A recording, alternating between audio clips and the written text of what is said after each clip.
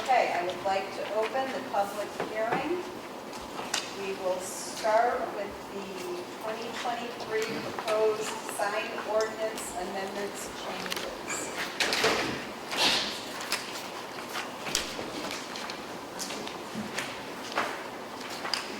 I'd like to say just first, before we get started, I'd like to hopefully everyone stay on target, on point, and then with things moving along, we have 21 things to get through, plus the sign ordinance. So, do you have copies for the audience? Do you have copies? It was posted, I don't know. Okay, just go up, and I don't want to have it. Right. Yeah. What is it on the website? It's on the website. It's on the website, it's posted at all 3 post office.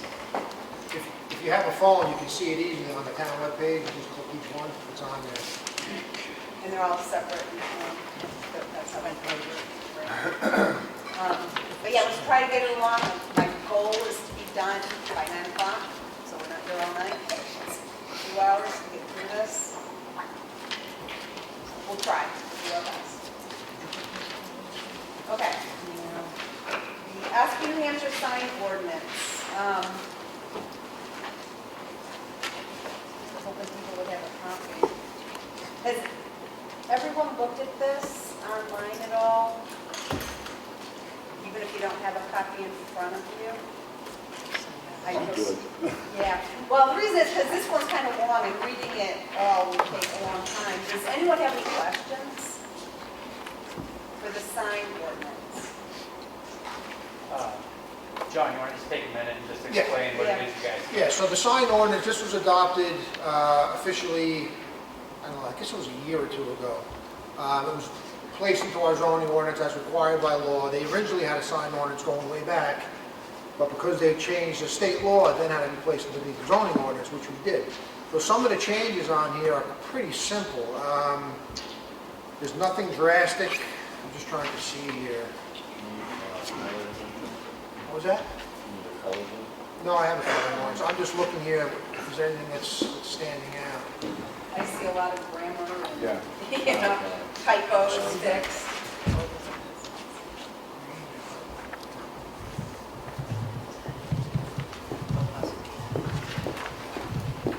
So one of the things which we modified was under on-site signs, a maximum, it was 2, but that doesn't work. John Deere, I use an example, he's got numerous smaller signs at his location, so we expanded it up to 4. We put in here that on-site sign must adhere to a 10-foot setback from the right-of-way. On-site signs is for your business. A sign is technically a structure, so it would have to adhere to setbacks generally, which most of them are 40 feet outside of the village district. But in this case, a 40-foot setback on an on-site sign is kind of silly. Your sign's going to be way back from the road. No one will be able to see it as they pass by. So that's one of the things we changed. We eliminated under location where it says no sign shall project beyond the ridge line of a building. No sign shall be placed or constructed within 30 feet of the center line of the traveled right of way. Again, that's a useless, improper sentence. A lot of it's just grammatical fixes. Honestly, it's not much to even go forward on anymore, so. And the application was Yeah, the application. cleaned up. Yeah, the application was cleaned up. It's all technical. Right. None of the intention was really changed in the ordinance itself, none of the intent, so, In fact, it got a little looser yeah, for the setbacks and right, the quantity of signs. right. So, So does anyone have anything they'd like to say? If they like about it, dislike, anything on the sign ordinance? Okay, we will move on. Good. Okay. Proposed amendment to Article number 3 of the Ossipee zoning ordinance. Additions are in green, deletions in red. Wetlands. We are removing conservation district. This district is an overlay district and shall apply to any land in the town where there are wetland areas. Instead, we just have please see New Hampshire DES, Chapter 482-A, fill in dredge in wetlands. So basically, we're just deferring to the state regulations on that, instead of having it in our own. But we don't enforce it. The state does. Refer to state. That's it. Any questions on that? Do we need to vote on these as we're Oh, we going? do need to vote. Yes, I was just gonna ask that. Sorry. So we'll go back to the sign ordinance. My apologies. We are going to vote on each of these as a board, whether to recommend or not recommend it when this comes before the townspeople in March. Vote on. We're not voting on this. This is not going to make it effective. This is just whether we recommend or not. Back to the sign ordinance. May I have a motion from someone? I'll make a motion.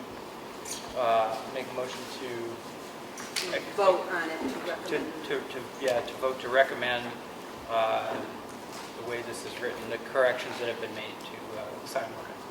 Do we have a second? Second.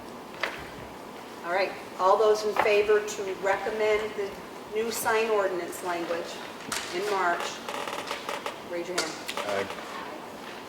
I think we have all. Any opposed? The setup is rough, I'm sorry. None opposed.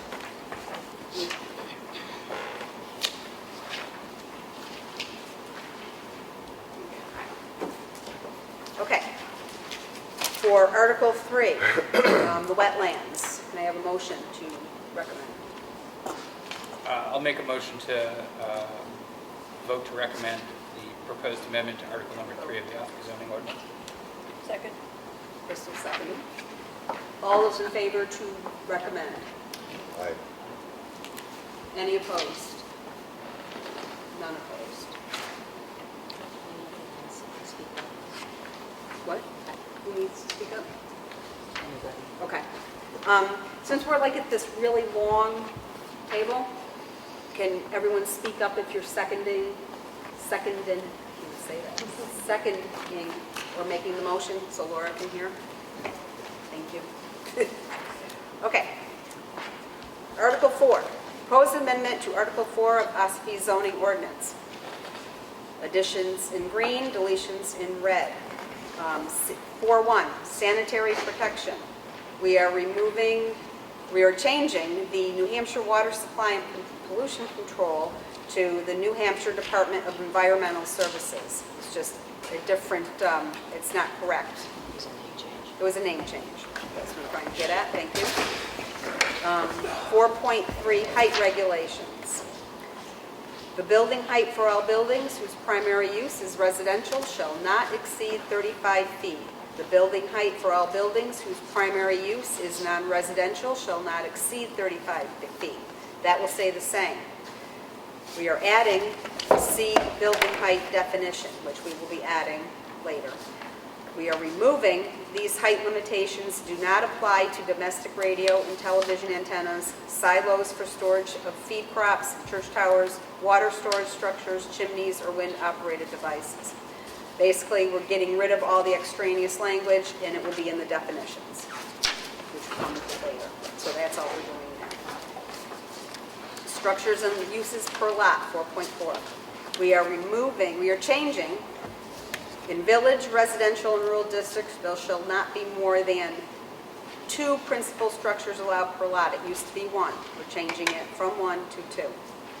In the village district, both commercial and residential uses may be combined in the same structure. We are removing, an accessory structure may be permitted on the premises consistent with the use of the principal structure. An accessory structure intended for use or occupancy as a dwelling must comply with regulations pertaining thereto. So we are removing accessory structure language and allowing 2 principal structures per lot. B, of the same structures and uses per lot. We are removing minimum spacing between structures on all sides shall be the same as front setback requirements applicable in the relevant district. Basically redundant in our language. So we're trying to streamline, get rid of stuff that's already elsewhere in our definitions. 4.6.2, minimum non-residential parking requirements for institutional, commercial, or industrial is being removed, and we're going to change it to parking requirements for all non-residential uses shall be determined by the planning board, acting under site plan review. So that way it covers everything. We don't have to keep adding something in a list if something new comes up. 4.6.4, off-site parking.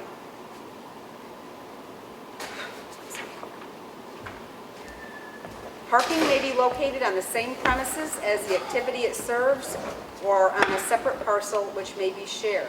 We are removing to be credited, parking spaces must be located within 500 feet walking distance of the entrance they serve or within 800 feet for employee parking.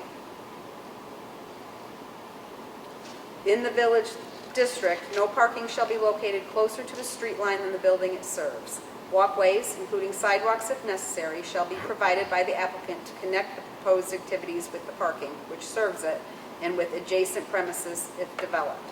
If an applicant is proposing to use a parcel for parking lot that is not under his ownership, he must obtain a parking easement, and that parking easement will replace written permission from the parcel's owner.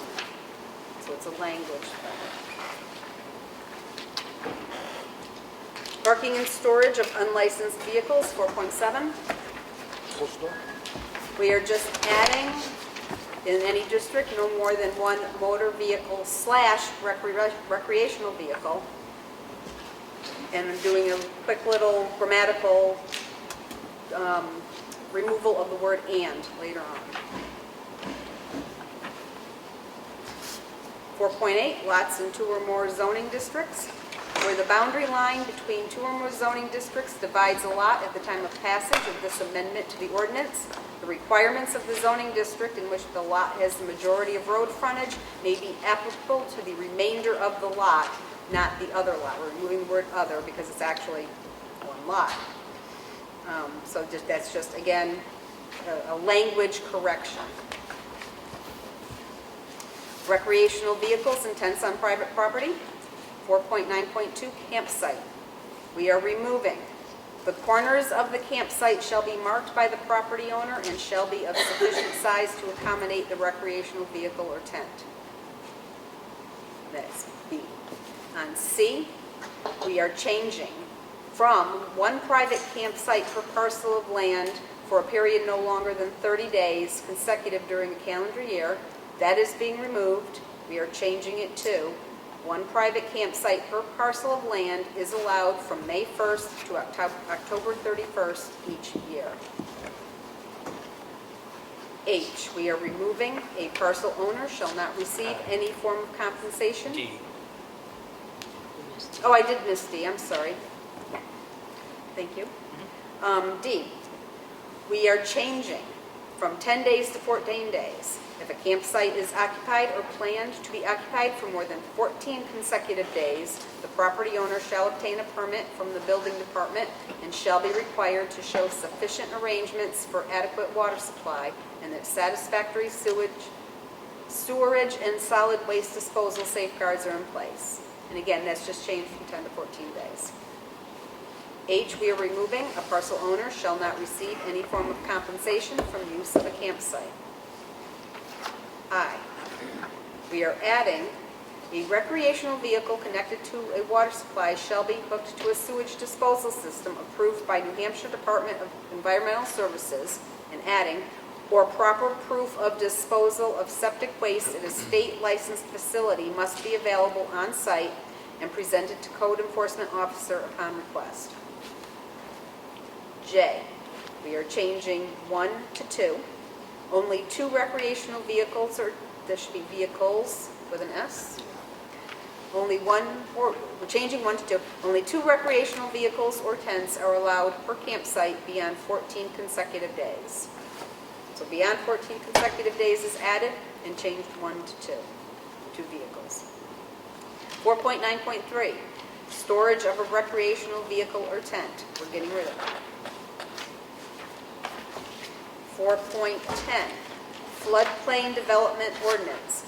Revised maps and base 100-year flood elevations are effective. We're changing it from July 3rd, 1995 to March 19th, 2013. Any questions or comments? Go ahead. On 4.9.2C. 4.9 what? 4.9.2C, Okay. where it says one private campsite per parcel when allowed from May 1st to October 31st. Is it possible to make it all year? Right now, there's a lot of people that are living in tents, and if they could have like a nice warm tent through the season, it would make it easier if they were on somebody's property. Yes. This ordinance was put in quite a few years ago for that very problem, because what happened was tent cities were popping up. People were living in tents full-time throughout the town. So then they drafted an ordinance, which we're trying to revise and make better, because the other ordinance really wasn't enforceable in the way it was worded. This, in my opinion, since I'm doing the zoning and I thoroughly understand the process, and I'm the one out there dealing with complaints, this is the best compromise, I believe, from the town's perspective, and balancing landowner rights. Because if you allow it all year, from an enforcement perspective, you can't enforce it. It's almost Well, impossible. there are people that are tenting this time of year right now because they have nowhere to live. But if they have to go out in the woods and do it out in the middle of nowhere, but they could do it on somebody's property if given permission, if this was for a year, instead of shutting them off in October. Right. I'm just saying, there's a lot of other regulations towards that. Couldn't we just change it so that there was no limitation to the time of year that you could set up a tent? I don't think from a zoning perspective it's wise.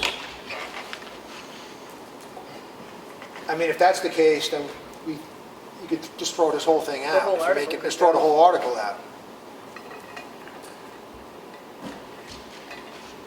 C, you mean? No, the whole thing. Recreational vehicles and tents on private property, 4.9 in its entirety. I think the spirit of these revisions are really around recreational, not around permanent homes or permanent places for someone to live. But if somebody was homeless and like if I had somebody that was homeless and wanted to set up a tent in my yard in the middle of the winter, I'm not allowed to based on the way this is. Where would they go? They'd be in the middle of the woods otherwise, where they would have access to a bathroom if they were on my property. I just feel like it's too restrictive for people. I understand what you're saying, it's meant to be recreational, but in reality, people are having to live this way right now.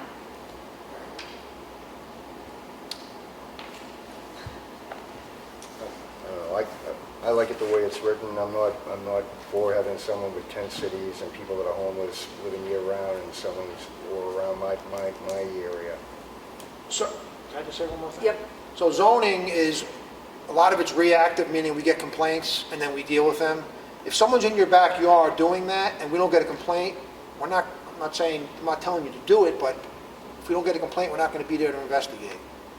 So, just like cops can't catch everyone doing 65 to 55 in the highway, it's just not, And it's not keep in realistic. mind, the ordinance, this came up because of complaints. You know, people don't like that because of the tent cities that cropped But up. there's other regulations in here saying that you can have one campsite per property, 2 tents maximum. So you're not going to have a tent city. It's already regulated. After so many days, they have to have, the building department shall require, it has all these regulations that it wouldn't create a tent city if you just changed those dates. So does it kind of revert back to where you're saying that if we were to extend it to that there'd be no regulation or any way Well, to it's enforce difficult, that? unless you mandate a permit, right, for the use, it's difficult to enforce. You'll start seeing more tents popping up in people living in campers, you're gonna start to see more of that. And if that's what you want, that's fine, but I'm looking at it from what we currently have and how it works. So, this is an improvement upon what we've had prior, let's just put it that way. It's not worse, this is better.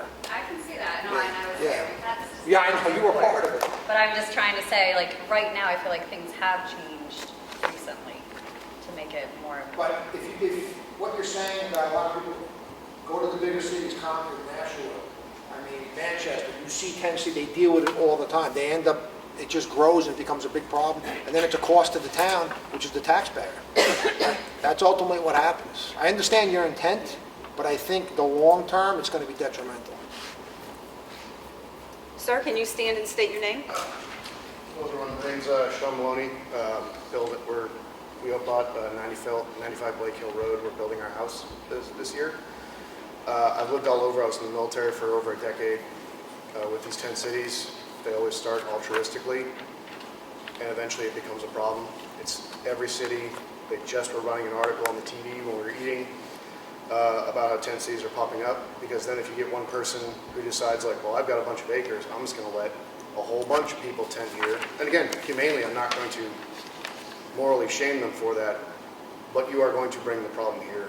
I'm from Portsmouth originally. That town is being destroyed, and it's only a matter of time before we become Portland, Oregon of the East Coast.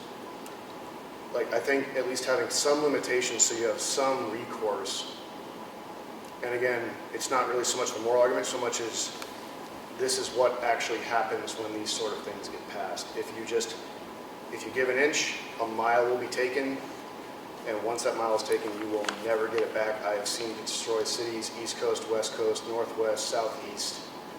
I lived a lot of places, and moving here, we're trying really hard to avoid that. Thank you. And thank you for your service. Did someone else have a comment? I saw another hand go up. Oh, all my questions were answered. Okay, I would have sworn I saw someone out here. Okay. Yes. Can you state and say your name? Martin Fogarty. I got a question on 4.4A. In the village, residential and rural districts shall... Yeah, 4.4A. E or A? A. A. In the village, residential and rural districts, there shall not be more than one. Now changing to two principal structures. What is the structure defined? Is that... So it could be two houses now could be built on... Two houses could be built on one... But you got to comply with all the other parts of the zoning, like setbacks. Okay, yeah. No, I just wanted to... And A for So it could be a house or a garage or any structure. No. Principal structures, a garage is an accessory structure. Okay. That's, principal structure is your primary dwelling. So it's a house. Yes.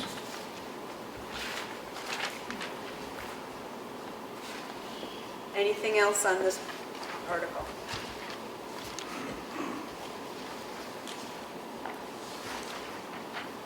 Madam Chair, I make a motion to vote that the planning board recommends the proposed amendment to Article 4 of the Ossipee zoning ordinance. Do I have a second? I'll second that. All those in favor, as written? Aye. Any opposed? None opposed.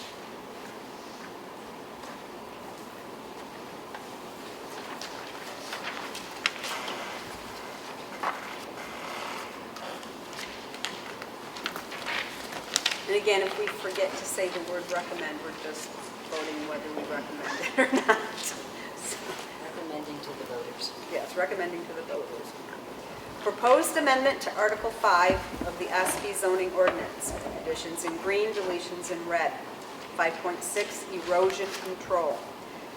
A, we will add, mechanical erosion control measures shall be installed prior to the start of construction and maintained in a proper manner to ensure function. E, we will remove and mechanical erosion control measures, so it will read, permanent final vegetation shall be installed as soon as practical after construction ends. So basically it's just separating the two out. 5.9, water quality. We will change impervious pavement to an acceptable impervious surface, because it can be other than just pavement. We're removing so that such liquid shall not be able to spill onto,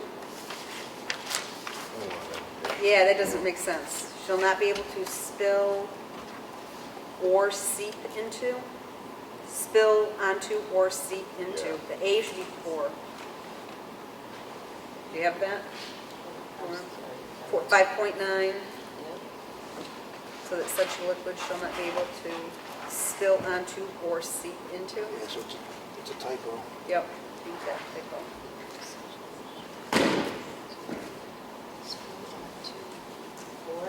Onto or seep into.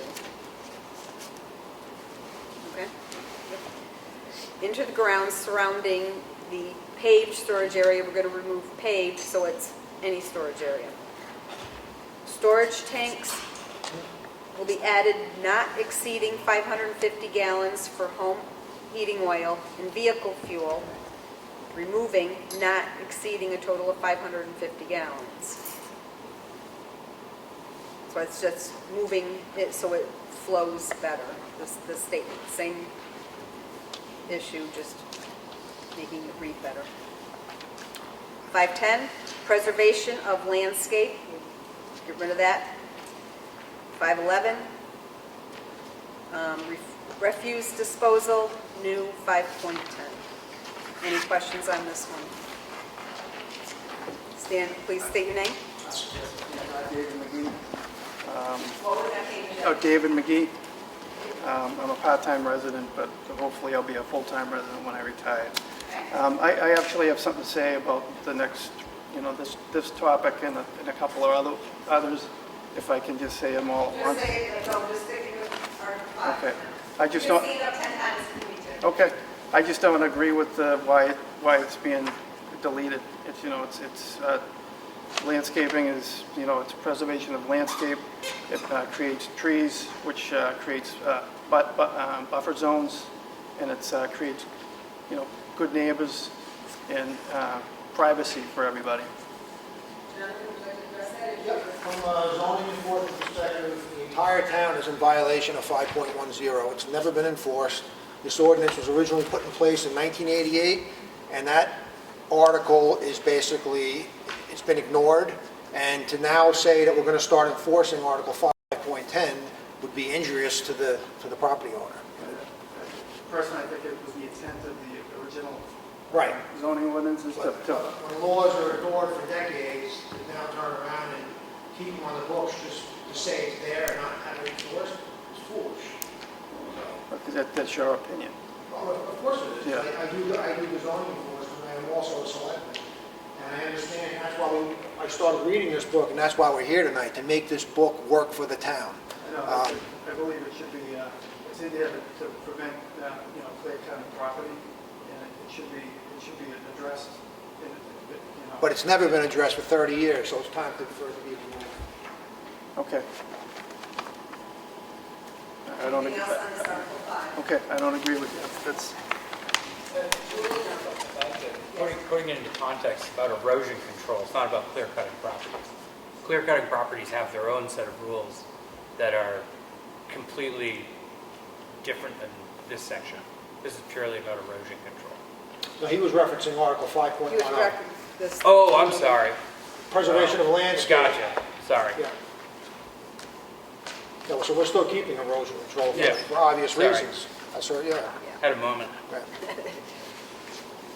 Is there anyone else that has anything they'd like to say on this one?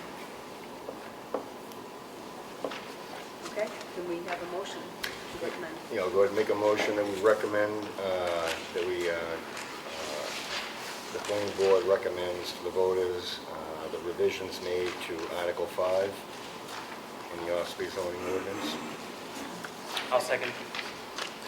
Is that you, Ash? Yeah. Okay, Ash seconded. I don't want to embarrass you. Okay, all those in favor to recommend Article 5? Aye. Any opposed? None opposed.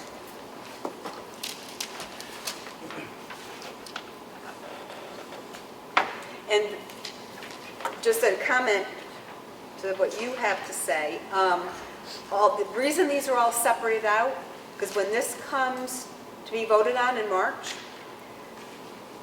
it's not going to be the whole package is one thing. Each thing will be something to vote on. So whoever disagrees with that can vote against just Article 5 and say they don't agree with that. Okay? So, which will not affect the rest of the stuff. So that's why we did this. So we have 21 items. So there will be 21 different articles to vote on in March. So if this particular one, isn't wanted, vote no on that.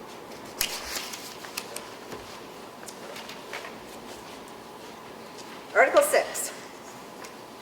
Proposed amendment to Article 6 of the Ossipee zoning ordinance, additions in green, deletions in red. 6.3.1. Lot size and buildable area. Again, this is just correction of what the article with this particular state law is. That's the trying to think. So changing it from ENV-WS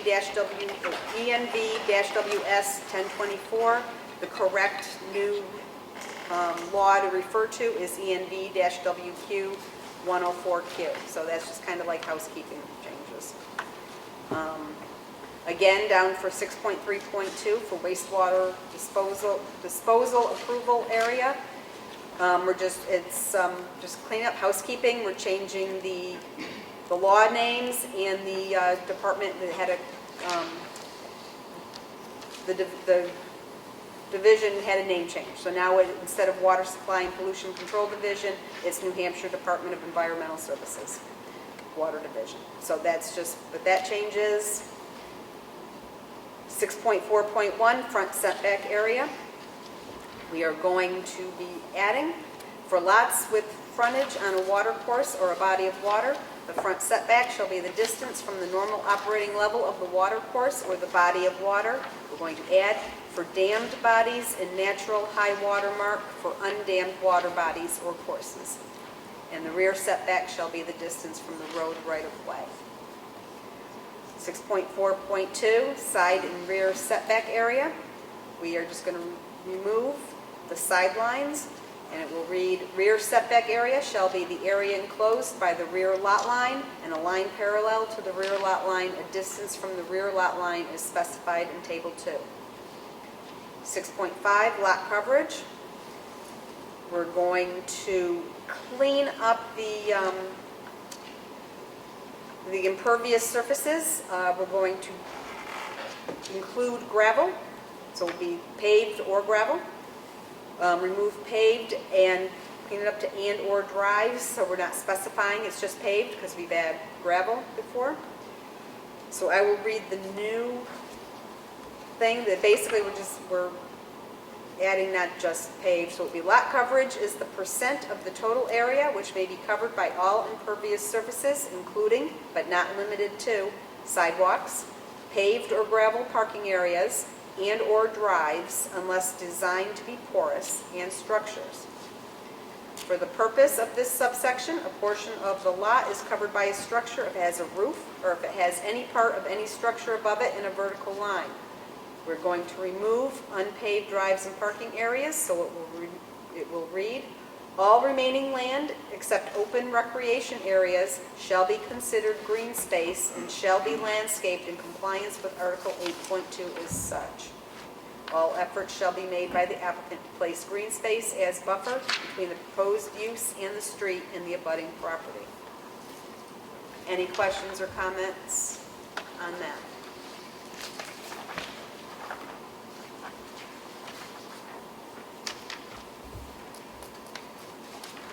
Okay, can I have a motion? Go ahead and make a motion. Go ahead and make a motion that the planning board recommends the revisions to Article 6 of the Ossipee zoning ordinance. Second. Crystal seconded. All those in favor? Aye. Any opposed? None opposed.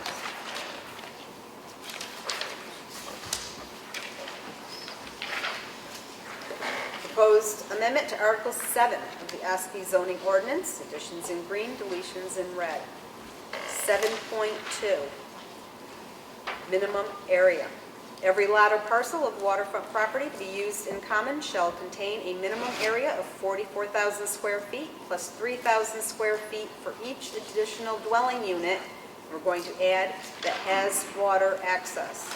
The area required for the beachfront water access lot shall not be occupied by any dwelling unit. No portion of the waterfront lot may be counted to satisfy minimum lot size for construction or subdivision. 7.4, parking. For each dwelling unit to be granted rights of access to the water, one parking space shall be provided at the common use beach area for each dwelling. For each such dwelling unit located more than 2 miles by road, we're going to add, from the water access lot and remove the public body of water. Any comments or questions on that?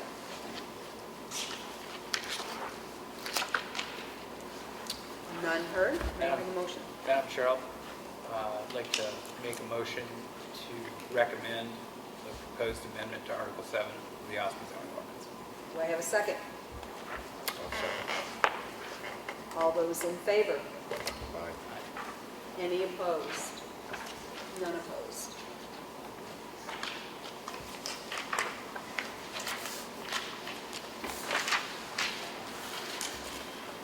Article 8. Additions in green, deletions in red. 8.2, we are eliminating entirely buffered areas. 8.3, we are changing the word landscaping to green space and moving that up to 8.2. So basically what will happen is the word green space will replace landscaping. So it will, all setback areas shall be green space, retained natural woodland shall be the preferred green space, or covered with grass, shrubs, or ground cover. This article shall not apply to driveways, including entrance and exits, but at no time can the side rear setback area be used for parking. Do you have any questions or comments on that? Yes? David McGee. It's just 8.2 buffered areas, again, with the preservation of landscape as 5.10. It's in there to, So that's the same. it's the same, it's to prevent clear cutting and promote tree growth and prevent privacy between neighbors. And that's what it's in there for. And you take away 8.2, it's in there, it says trees, there shall be a buffered area. That's, he's going to say it wasn't enforced, so it's not going to be enforced now, obviously. But it should be in there for a reason. That's, you know, and then that 6.5, which pertains to it would change, because it doesn't, 8.2 would be now 8.3, which is written here.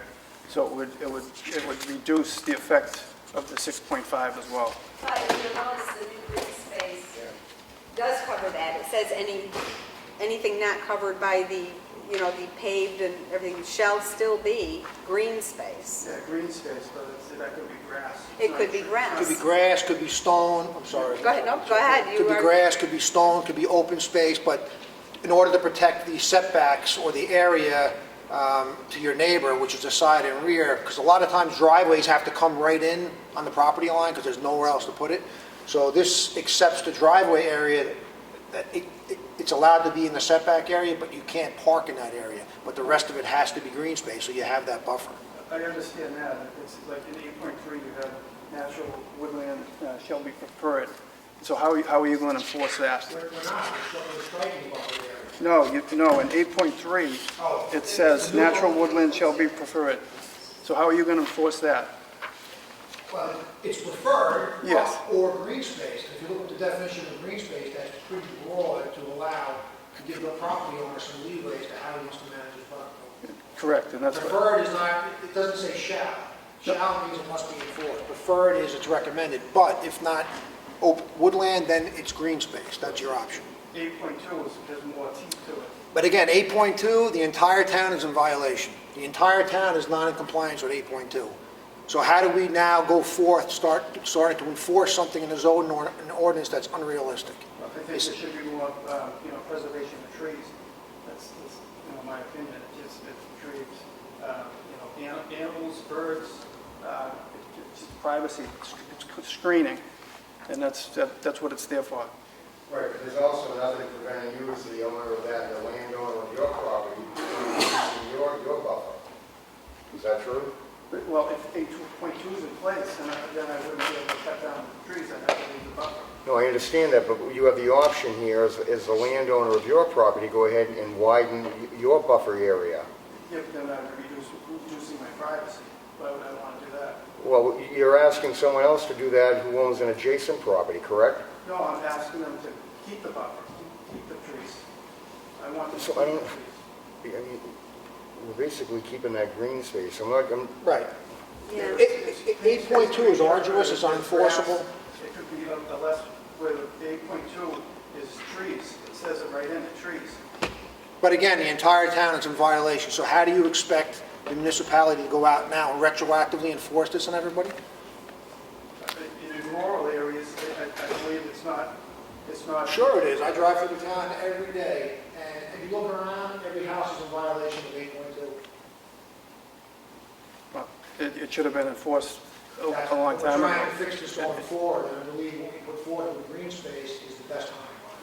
The original intent of the zoning ordinances was to preserve the green space. Jaywalking used to be illegal, but that's not enforced either. That's not part of the conversation here. Poorly worded law. I'm sorry, go ahead, Madam Chair. No, I mean, we understand your point, but and what you're looking for, but you're trying to push that on everyone else. There's nothing, as Bruce was trying to say, on your own property, nothing's stopping you from putting a whole bunch of trees up to make that buffer from your neighbor, so that there's If you don't that have the privacy. room- Yeah, if you don't have the room to do that, you can't, you know. Correct, but that's your property. And now somebody else on their property may want a little extra room for their kid to play on the grass instead of having the trees, but that's their property. Right. But it's still green area, so there's still kind of a buffer. I mean, they're not going to have, machines sitting there running, but, the idea is it's just, like Jonathan said, so many properties don't fit that exact narrow definition of trees, but you can't force other people to want that too on their property. If it could be reworked to like the site visit, that you can, when they come to get a permit to do the work, you can tell them, okay, you can take down so many trees, this is what you can do. You have to leave a buffer area. If you could, make them, aware of these, then they would be in compliance, in my opinion, when they come to, get the building permit. To reinforce what Bruce was saying, if your neighbor cuts down his trees and wants to plant grass there, that's his green space, but you don't like that, then you have the choice then to plant a row of arborvitaes, which take up a narrow path, they grow rapidly, and it'll give you your green wall that you want to see, what you're talking about. So you have that option as the landowner to do that on your property. Yeah, but it's a hardship on me where it was existing. Yeah, but like I said, Mr. McGee, you're putting that hardship on your neighbors. I mean, we all want to be able to do with our properties what we would like to be able to do. And I think what you're trying to impose is that everybody has to align with what your way of thinking is, and I don't think that's fair. Okay, I understand that, but if there's trees already in existence, I think they should be kept, That's just my opinion, to a certain extent. So, so just, again, from an enforcement perspective, if this stayed in here, and I get 50 complaints now that they want this enforced, do you think that the town, the office I represent, should go out now to that location and then enforce and mandate that they plant trees and provide this buffered area that I'm trying you... to come to a common ground here where I don't think it should be cut out entirely. That's. I think we kept it with the green space. I understand you have a job to do, And a lot of people do want to keep their trees.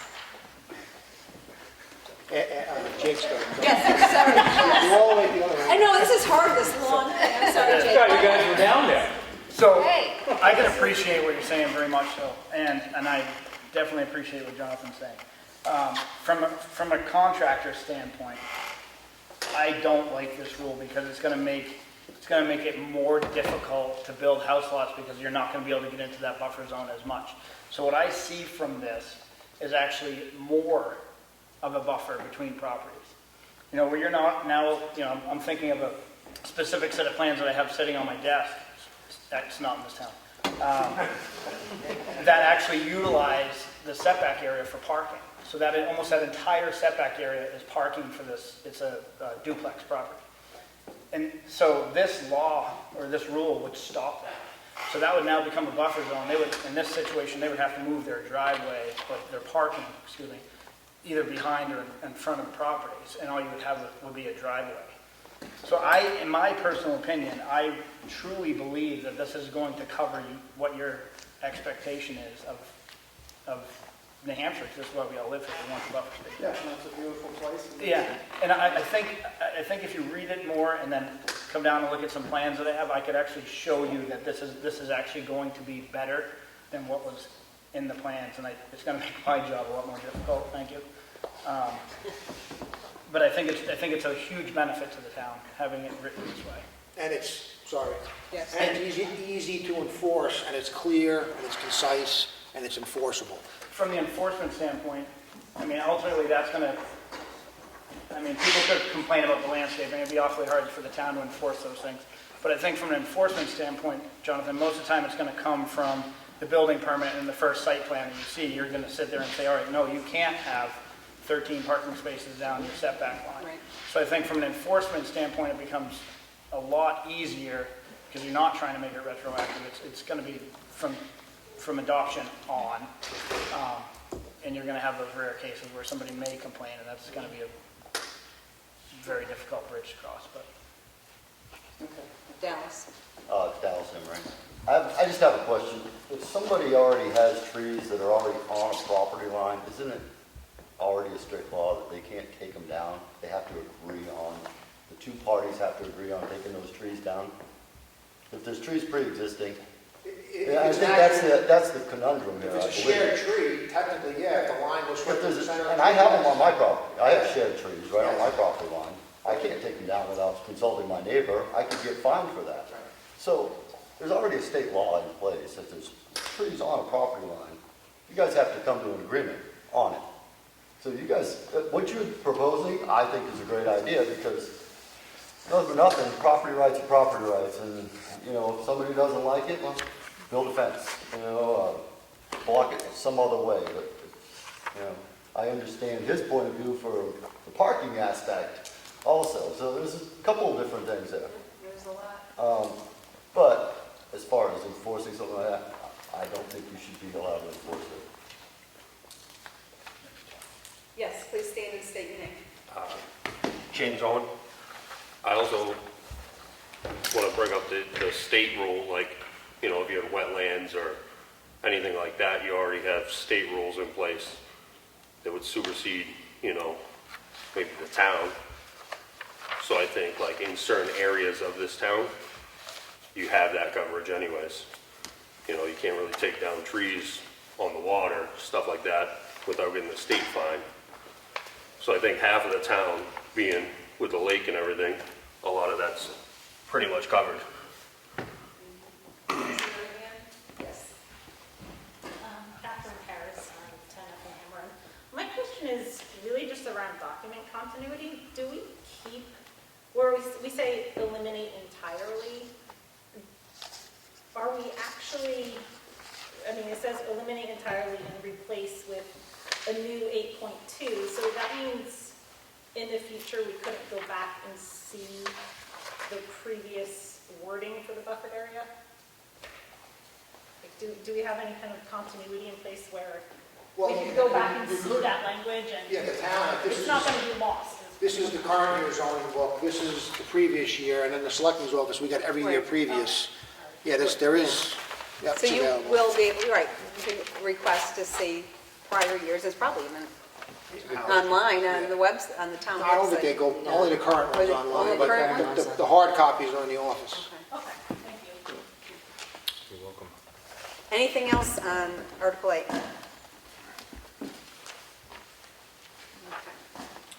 Madam Chair, I'd like to make a motion to recommend proposed amendment to Article number 8 of the Ossipee zoning ordinance. Crystal seconded. Crystal seconded. All those in favor? Aye. Any opposed? None opposed.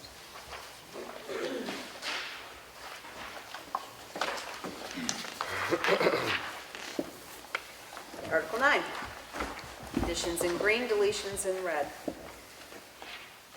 The name of Article 9 will be changed to discontinuance and Expiration, yes.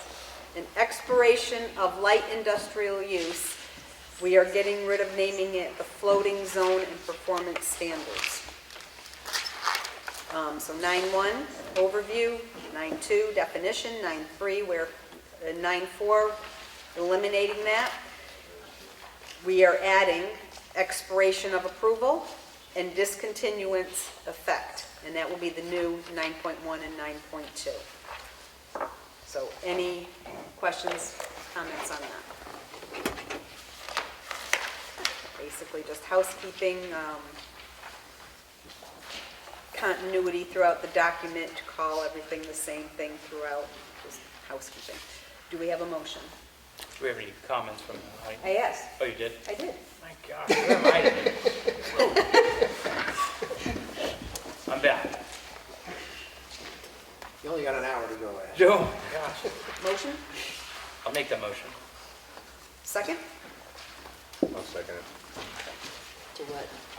Propose the recommendation of of Article 9, the Ossipee zoning ordinance. All those in favor? Aye. Any opposed? Jake, did you vote I'm sorry, I'm for it. for it? Thank Sorry. you. None opposed. Gotta have some levity. We've got that I'm in spades. Article 10, additions in green, deletions in red. Article 10, roadside commercial district. We're going to add the word residential in the last sentence. So it will read, by setting the following performance standards, the town expects to encourage high-quality commercial development that does not detract from the largely rural appearance and which promises to eliminate the potential for conflict between commercial and abutting residential uses. 10.2, parking. It will read, commercial parking shall not be closer than 50 feet to any adjoining property line except as in section 8.1.5. We are removing additional screening or landscaping may be required in order to accomplish the purpose of minimizing the negative impacts of incompatible uses. 10.3 will be removed. Applicability. Man. Applicability. Any comments? And you probably have the same comment you don't like. Oh, no, I didn't have a comment on that. Okay. Anyone else have any comments? That's kind of funny. See, levity. Okay, do we have a motion to recommend? Bruce, why don't you take that one? Oh, Just kidding. I'll go ahead and make a motion that the planning board recommends to the voters the changes or revisions to Article 10 of the Ossipee zoning ordinance. Do we have a second? I'll second that. Jake seconded. quicker ass, quicker job. All those in favor? Aye. Any opposed? None opposed. Article 11, additions in green, deletions in red. Article 11, cluster development. Just a little bit of addition here. For the purpose of this ordinance, a cluster development is a division of land into, and we're adding, sites or lots used or available for use as residential building sites for single detached one-family dwellings or other lawful buildings where such lots are clustered together into one or more groups separated from adjacent property and other groups of lots by intervening common land. 11.1, purpose. We will remove the word rural, so it will read, the purpose of cluster development, to which purposes it must adhere are the following, colon. 11.2, general requirements. 11.2.1 will be changed to read, the total land area included within the development shall be a minimum of 10 acres, and that's for removing 20. 11.2.2, removing the word preliminary, so it reads, the total number of lots shall not exceed the number of lots normally permitted in the rural district as determined by regular subdivision layout using tables 2 and 3. 11.2.6, we replace common land with open space. Read the minimum width of open space between any cluster of lots or sites and the property boundary, and between every two clusters of lots or sites within the development shall be no less than 100 feet and no more than 8 lots in each cluster. 11.2.10, we will replace common space with just space, or common land with space, sorry. The area which has not been built upon shall be consolidated into open space accessible from a road and shall be held in corporate ownership by the owners within the development. 11.2.11, common land will be replaced with open space. The open space shall be designed as an integral part of the development and used for recreation, conservation, or park purposes. Such open space may be used to accommodate the community water supply and septic systems. 11.2.12. It will be changed to read, the developer shall include in the deed to the owners beneficial rights in said open space, and any use of the open space shall be for the benefit of the owners. We are removing the ending of that, which is common land, and an easement shall be conveyed to the town of Ossipee against development of said open space, said land open space, and the erection thereon of any structures other than for neighborhood non-commercial recreational use. Any comments or questions? I apologize reading it. Sometimes it gets blurry with the red and the green and the black. So. I just have one question. Yes, Dallas. When you say an easement will be granted to the town of Ossipee, is that just so that the That's being town? removed. Oh, okay. That whole Okay, I last part is being misunderstood. removed. All right. That's why I say sometimes it's a little. It didn't make sense. Yeah. that- Right, it didn't make sense. Okay, that's all. It's This being is my removed. question. I had it Yes. opposite. Anything else? Okay, can I have a motion? Anybody on that end? Jake, you got it? Sasha's turn. I'll make a motion to recommend that recommend the proposed amendment to Article 11 of the Ossipee zoning ordinance. Do I have a second? This needs to be the second, okay. All those in favor? Aye. Any opposed? None opposed. Aye. Article 13. Additions in green, deletions in red. Manufactured home subdivisions. 13.1, required acreage. The total land area included within the development shall be a minimum of 10 acres. And that's changed from 10 acres or more. So it's just cleaning up the words. Better grammar. Yep. 13.6, replacement. Any owner of a manufactured home installed on land in the town of Ossipee as of the date of enactment of this ordinance, desiring to replace his present manufactured home, and that's replacing the word property, on the same site by the installation of a replacement manufactured home shall be permitted to do so in accordance with Article 13.5. Any questions or comments?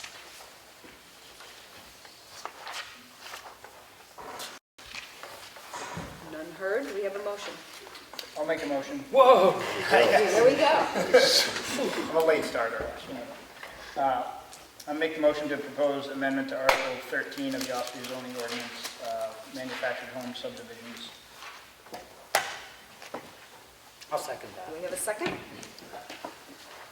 All those in favor? Aye. Any opposed? None opposed. And that was to recommend.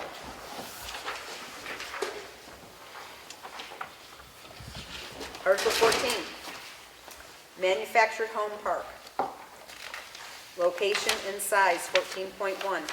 Removing the word located, so all manufactured home parks shall be in conformance with Table 1. So just clean up of grammar again.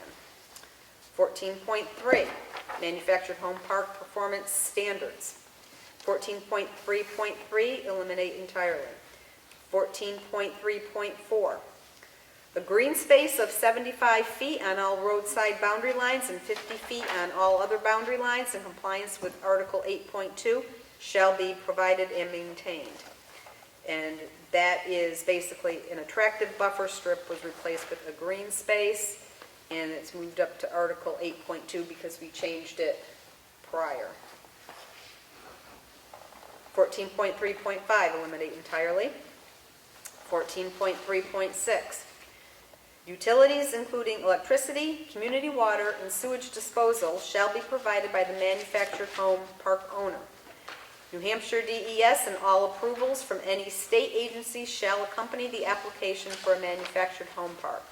And we have removed the water and sewer facilities shall be designed by a sanitary or civil engineer licensed in the state of New Hampshire in conformance with all local and state regulations. A copy of all data submitted to WSPCD, and that's change in the agency name.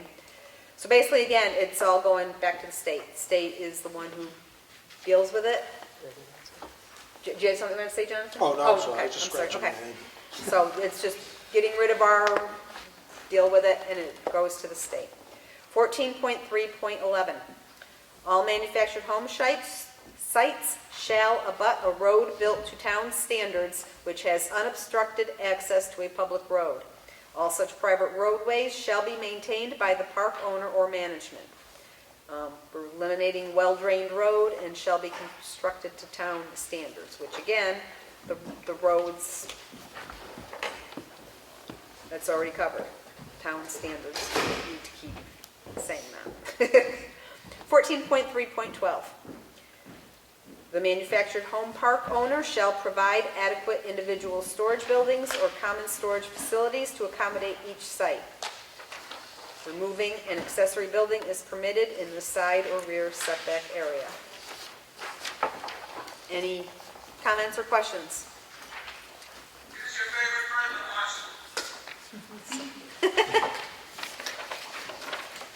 I'll make a motion that we recommend the proposed amendments to Article 14, manufactured home park. Do I have a second? Second. Crystal and Ash. All those in favor? Aye. Any opposed? None opposed.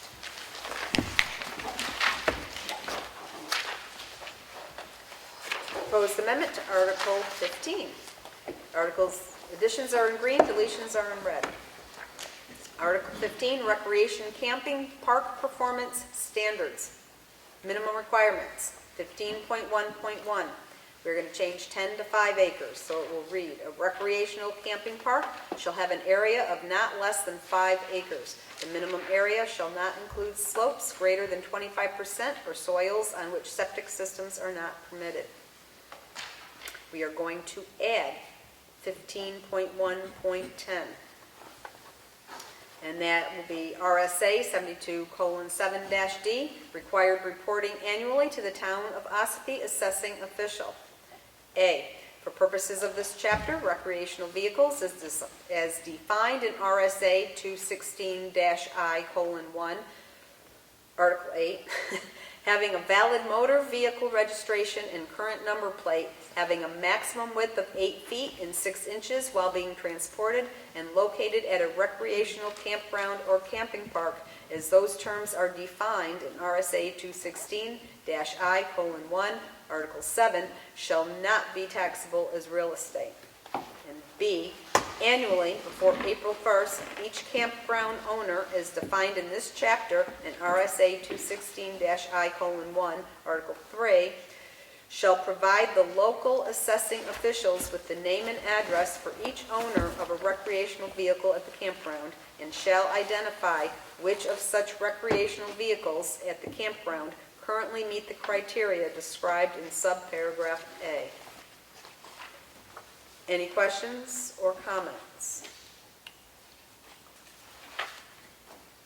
Do you have anything you need to add to that? Nope, it's necessary to put the RSA into the ordinance so the campgrounds comply with reporting to our tax collector. Yes. And if they don't comply, what will happen? Well, the fine is $275 a day. Per day, yeah. If it's not in there? No, that's under the, you'll see it on the, we'll get there. The general ordinance, if you violate it, it's $275 a day, that's in the state law. That's an RSA on It's that? an RSA, yeah. Yes, okay. Yes, Can I ask a question? state your name, please. Melissa Siemens. It's not in your proposed amendments, but in this Article 15, the definition of a recreational camping park, tents, recreational vehicles, or trailers are used as temporary living quarters for recreation or education. Is somewhere else, is the definition of temporary? I'm looking at the definition. Definition of what? Temporary, The word temporary? Word temporary? temporary living quarters. It's a good question. But if you go, I mean, you don't see it, but if you go further down, 15.17, no site shall be used as permanent and primary residence. So it's further down in Article 15, which kind of insinuates what temporary means. Not that. So Sort of. you can't live in it. You can temporarily. Temporarily? Temporarily. I guess that was what I didn't know if it was be later or correct. I guess you'd have to go to the dictionary and look up what temporary, I mean, All right. there's not a definition for everything in here, and I don't believe there is under this temporary structure definition, but I don't think there's something The temporary. recreational camping park, wouldn't that That's what I'm fall trying to- under the campsites? Yeah, wouldn't that be Only there up to between... was it April 1st to April October? to- Yeah, that would fall into that. I think it would Really? The April 1st, No, because you're talking the campsite ordinance? No, that's different, because this is for charging a fee. yeah, This is for a business, like what we have campgrounds. The other one is pertaining to just a homeowner. definition. So it's kind of different. I see mean, structure camp- temporary. Campgrounds will lose their certain status if they were to not be, if they don't close 1 or 2 months of the year. Being So, seasonal. I mean, that would change their taxes to a considerably higher rate, Yeah, temporary is which I just, think, yeah, which we I don't, think would, right. We don't need to have an expanded definition of the word temporary, I believe. But yeah, I get where you're going with that, yeah. But you can't live in it. Temporary is just that, short term. and the campground would lose its tax status. Because that's what we're under as campgrounds, right? Recreational camping parks. Within this, is there a limit to the time of year that you can have your campground open? No, No. this doesn't impact with the other article that we talked about earlier, which was, it's a private campground. This is for fees being charged, this is a business. For profit. And you Like- can do it in the winter? No, they all shut down. They all shut down. They don't have the utilities and the infrastructure to run it all winter. They have no water, And everything has to be and again, winterized. I can't speak for them, their taxes, I think there is something in the state that also limits what Ash is saying. It's shut down for 30 days. it's a 30-day or 60-day, there's something there, because everybody shuts down for a minimum of a month. It has to be consecutive. Otherwise, the whole property is taxed different. I don't know if the consecutive days would have to be in the winter or the summer.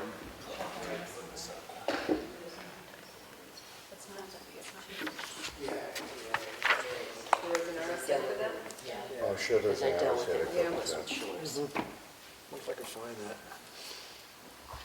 But it is an interesting question. Excuse me. It About is, but about the word temporary. Yeah. What does that mean? A year? Does it mean 30 days? Does it mean, wow, I think everything else is spelled out around it. yeah. Okay. Yeah, I I'm think just, so. but, no, I mean, in this instance, it would be put on but I guess I the would business. think if it's not defined, if we don't define it very specifically, then it'd be, Someone like me would push it. But again, what's the you gotta look up the word temporary, go to the Black's Law Dictionary, and look it up. And then again, it says further on, 1517, no site shall be used as permanent primary residence. So you can't do that. You can't live in a Yeah, campground. so if somebody was homeless and they were living in that, regardless of how many months out of the year, that would be their primary residence, correct? Wouldn't that be considered that? but you're not allowed to do that. You could open up a winter camping resort. Yeah. For example, because you need like a post office address or whatever, and That's what defines a permanent, is- See if I can find right? something. Yeah, there's got to be, on a seasonal campground, We'll figure this out on our own.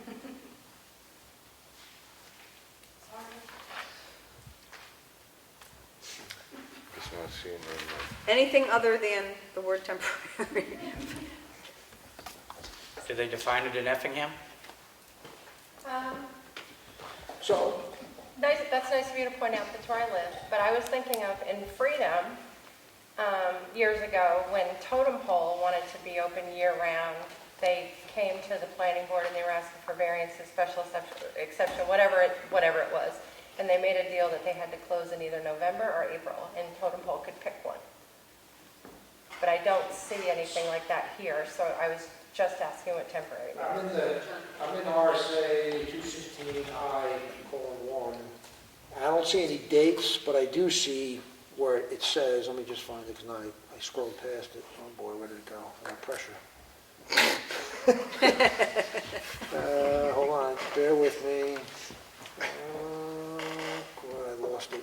You might have to come back to me. I don't know what I did. Okay, campsite means a parcel of land in a recreational campground or camping park rented for the placement of a tent, recreational vehicle, or recreational camping cabin for the overnight use of its occupants. And then it goes on to talk about temporary recreational camp park or campground means a parcel of land on which two or more campsites are occupied or are intended for temporary occupancy for recreational dwelling purposes only, and not for permanent year-round residency, excluding recreational camps, as defined in RSA 170E:55I. So that kind of covers what you're saying. It's in the state law. You basically can't live there all year. What was the RSA, please? That was 216I, Thank you. public recreation.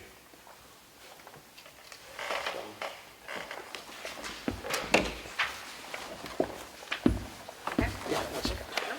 Anything else on this? May I have a motion? I'll go ahead and make a motion. The planning board recommends the voters of Ossipee the amendments or revisions that are made to Article 15 of the Ossipee zoning ordinance. I'll second that. Second. All those in favor? Aye. Any opposed? None opposed.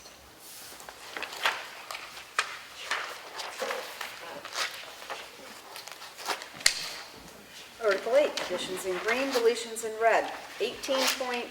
Article 18, sorry. 18.5, abandonment.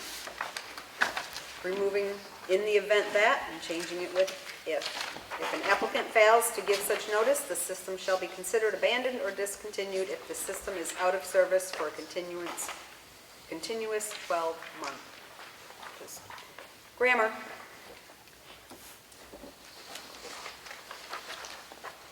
Any comments?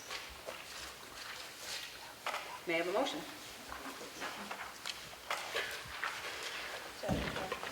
Well, you can start reading these if you want. I'll make a motion to recommend the proposed amendment to Article 18 of the Ossipee zoning ordinance abandonment. May I have a second? Crystal seconded. Crystal's got that. All those in favor? Aye. Any opposed? None opposed.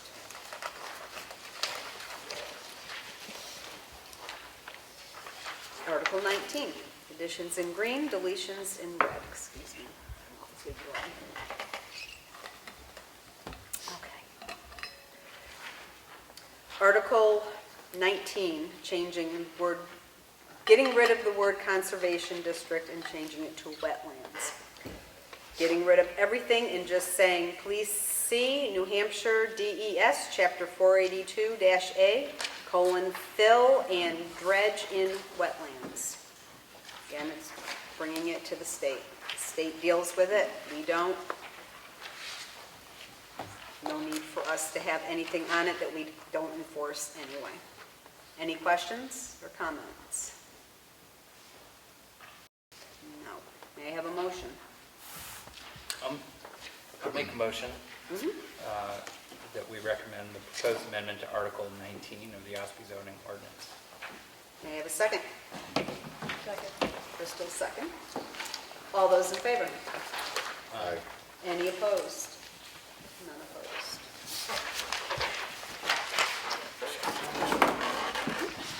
Okay. Article 20, additions in green, deletions in red. 20.2, use regulations. Within the water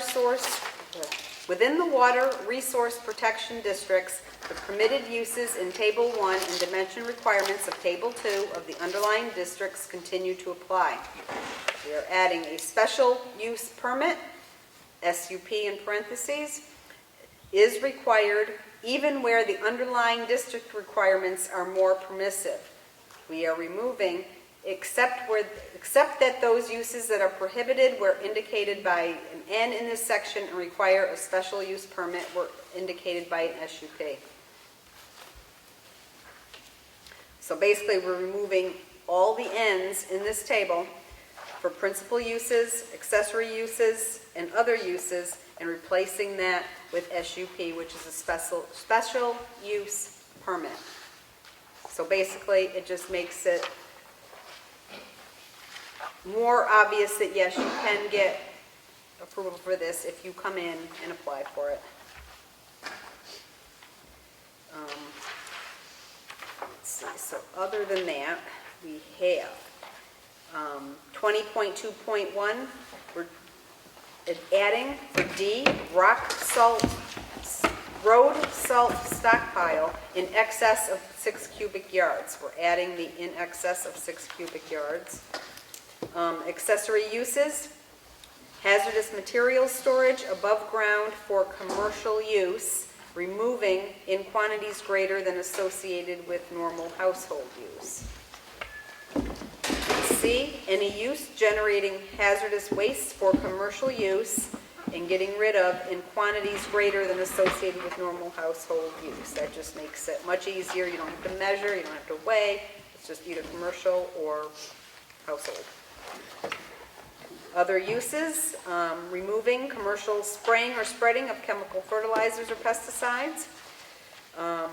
E, any use retaining less than 30% of total lot area in its natural vegetative state, removing with not more than minor removal of existing trees and vegetation, which all goes back to before. Any use other than a single-family dwelling having an estimated sewage flow greater than 600 GPD, regardless of lot size, is being removed, and seasonal home conversion is being removed. 20.3, special use permit granting authority. We are adding, as determined by the Ossipee GIS mapping service. That makes a standardized mapping service that everyone's using the same source, we all have the same information. And that will be the official source. That way, that's for planning board shall hold a public hearing within 30 days of acceptance of a completed application, and that's for when you have to notify abutters. So people kind of try to sometimes sneak by and use their own source, and this way it's official from the town records. That's that. Other information, 20.7, eliminate 20.7.4, 20.7.6, and 20.7.7. Any questions or comments on any of that?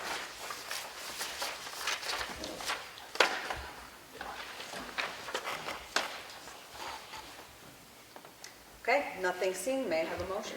I'll make a motion. I recommend to the town that we accept the proposed amendment to Article 20 of the Ossipee zoning ordinance. Second. Who seconded? Crystal. Crystal. All those in favor? Aye. Any opposed? None opposed. Article 21, additions in green, deletions in red. Article 21, accessory dwelling units. 21.1. A maximum of one accessory dwelling unit and that will be referred to as ADU, per property is permitted either attached or detached, and that is added, either attached or detached. An ADU shall be permitted on a property where two primary dwelling units exist, and that should be one singular, not plural. We are removing an ADU shall not be permitted where there are more than one currently. So that will be removed. 21.2. Oh my God, I'm so sorry.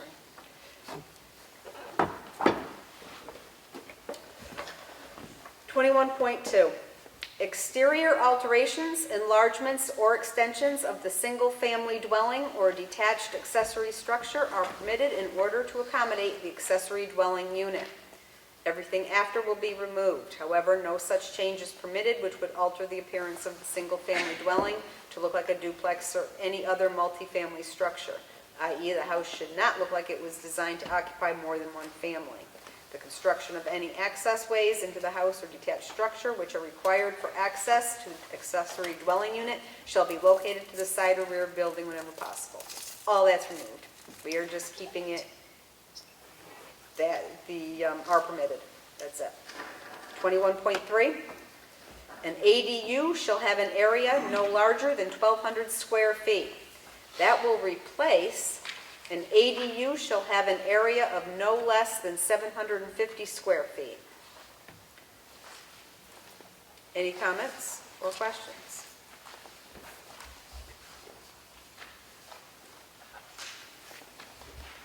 Do we have a motion?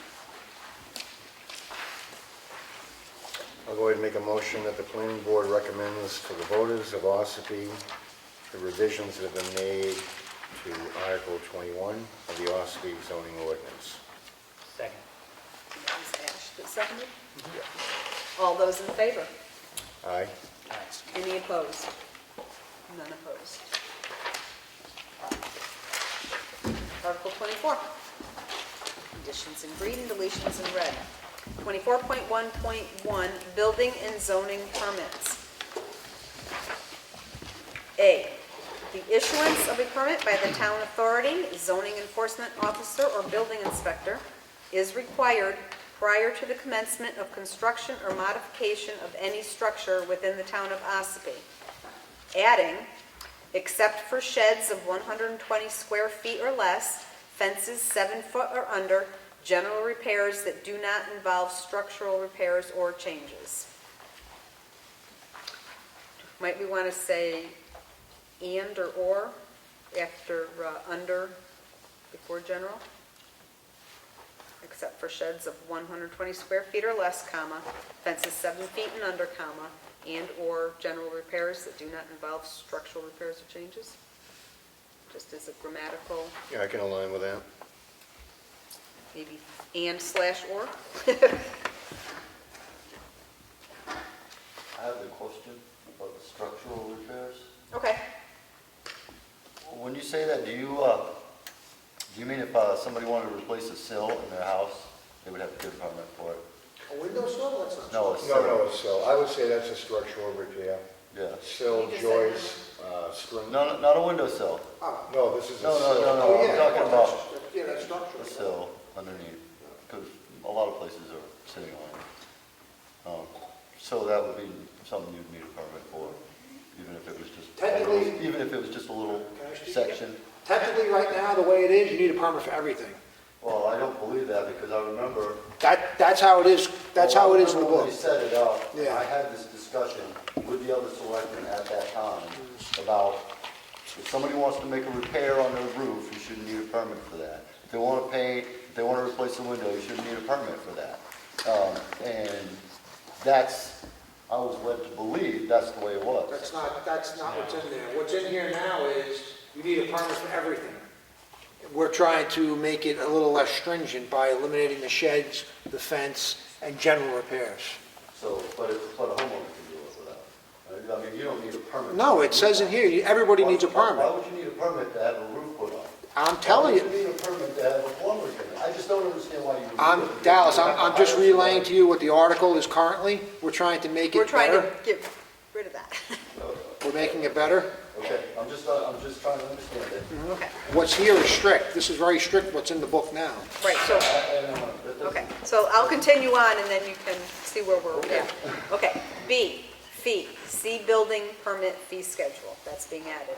C, we're adding, permits are valid for 1 year and can be extended at the discretion of the zoning officer for 1 additional year only.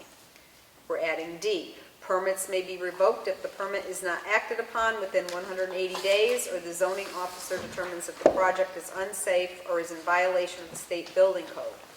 E, we are removing in its entirety, and that's, there shall be no permit fee for the construction or modification of a property owner's primary residence, provided the value of materials for the project is less than or equal to $2,500, based upon average retail costs within 50 miles of the town of Ossipee, as determined by the town authority issuing the permit. A permit fee is due in accordance with the town's schedule of fees for the construction or modification of any structure where the value of the project's materials exceeds $2,500. That's what we're getting rid of. Now I remember. Yeah, yeah. I thought you would after I read it. Yeah, as soon as you read it, I was like, Yep. oh, yes, that's right. Oh, yeah, that. There was a monetary one. Right. So that's going.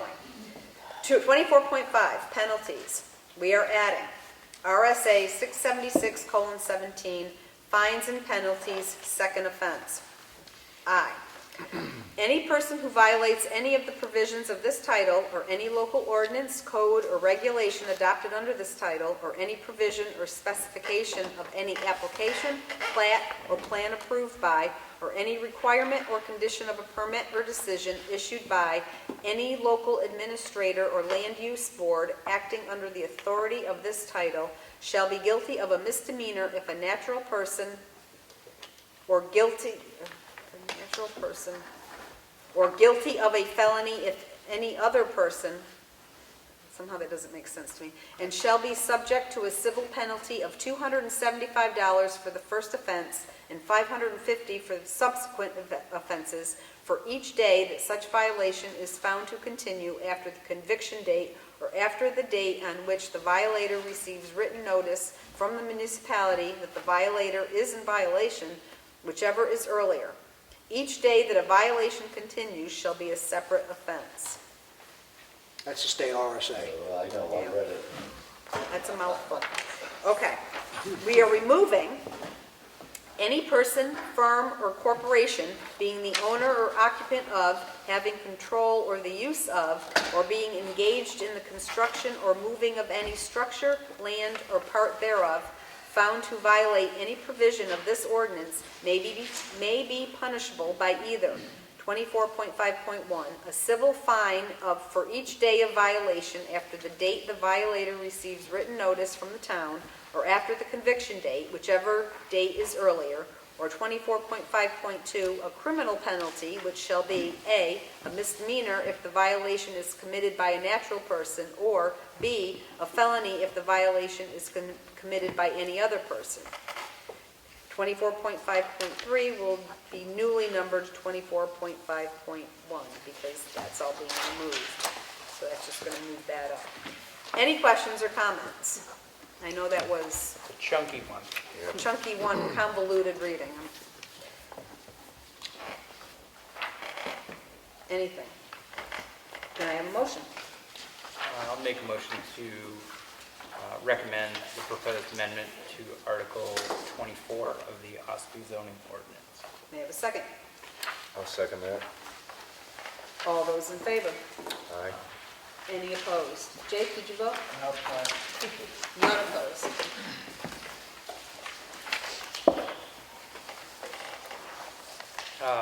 Yes. I hate to bring this up, but it appears we have a letter underneath in regards to 24.1.1. I just noticed that in there. Jonathan responded Okay. to that earlier today. Oh, that was for that one. Good catch, thank you, Rich. Okay. Excuse me. 33, Article 33. Additions in green, deletions in red. This is definitions. Building height. The vertical distance measured from the average grade surrounding the foundation of the building to the highest point of the roof, excluding chimneys, ventilators, silos, vent pipes, antennas, cupolas, maximum 8 by 8 by 10 or on outside measurement, and other such accessory features. That's the new wording. We are removing the average level of the grade surrounding the foundation of the building. So level of those being moved. This is just to make it easier to understand and easier to measure for building height. Campsite, private, removing an area located on, those words, and changing it to maximum of one area parcel of land on private property and not in a recreational campground or camping park for the replacement of a tent or a recreational vehicle for the overnight use of its occupants. Recreational vehicle. A recreational vehicle means any of the following vehicles.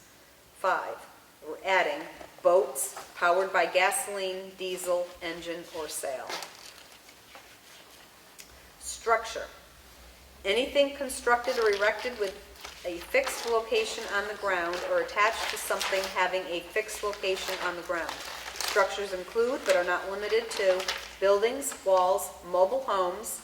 We're adding steel storage shipping containers, fences exceeding 7 feet in height, and billboards. It shall not include minor installations such as mailbox, flagpole, and fences, or walls less than 7 feet high. Structure, temporary. A temporary or portable canopy, carport, garage, we're adding shed, shelter, or tent. A temporary structure shall be subject to all setbacks and shall have the same setback requirements as an accessory building. Any questions or comments?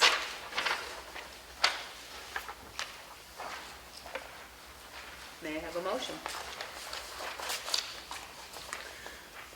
I'll go ahead and make a motion that the planning board recommends to the voters of Ossipee the amendments or revisions to Article 33.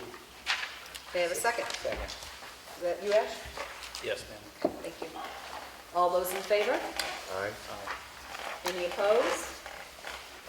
None opposed. Crystal, you voted, didn't you?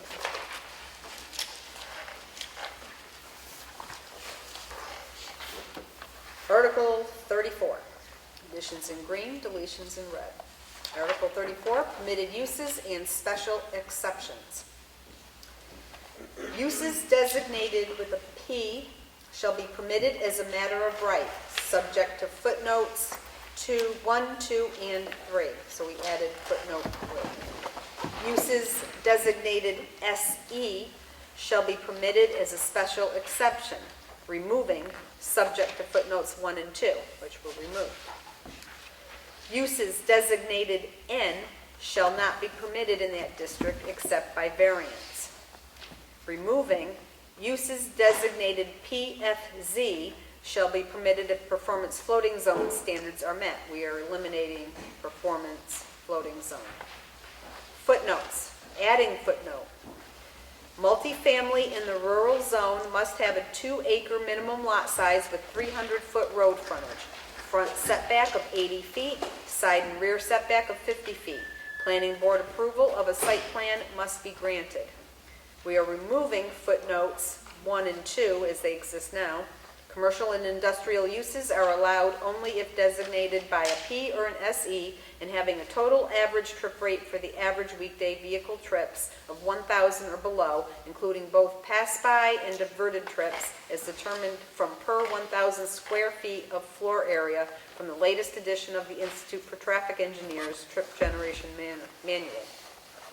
Also removing number 2, which was commercial and industrial uses are allowed only if both designated by a P and having afternoon peak hour vehicle trips per 1,000 square feet of floor area of 3.0 or below, including both pass-by and diverted trips, is determined from the latest edition of the Institute for Traffic Engineers Trip Generation Manual.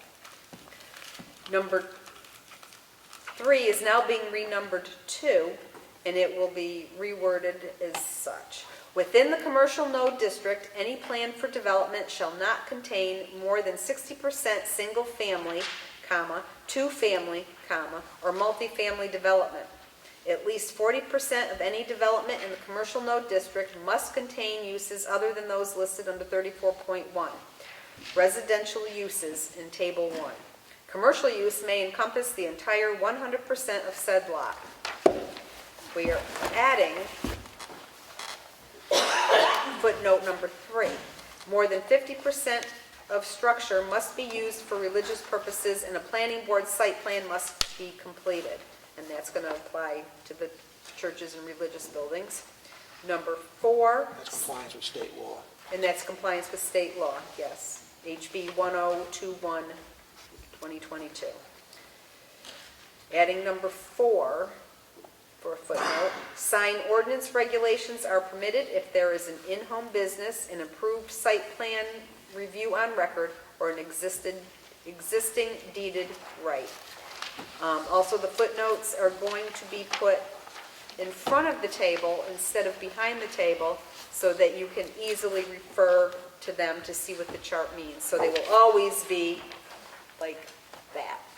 So you're not flipping pages, so you can refer easily. That was Joy's idea. And that was Joy's idea. We will give credit where credit is due. And it's a good idea, definitely. Okay. So, is the tables part of that too, or no? No. Okay, so that's separate. Okay. So do we have any comments on this?